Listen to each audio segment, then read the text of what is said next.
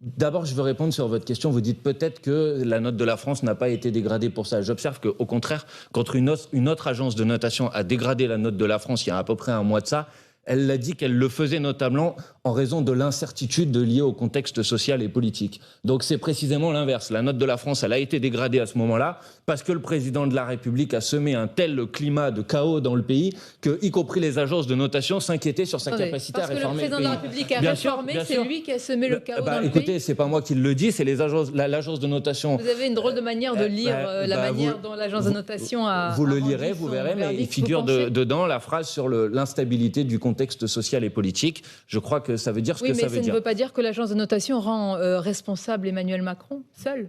Ah bah peut-être pas tout seul, mais en tout cas, vous voyez bien qu'il y a une situation, le président de la République, en essayant de passer en force cette réforme des retraites, a créé une telle situation d'instabilité et de blocage du pays que, y compris des gens qui ne sont pas des références pour moi, comme les agences de notation, s'inquiètent de cette situation. Maintenant, venons-en au sujet de la réforme des retraites. Alors justement...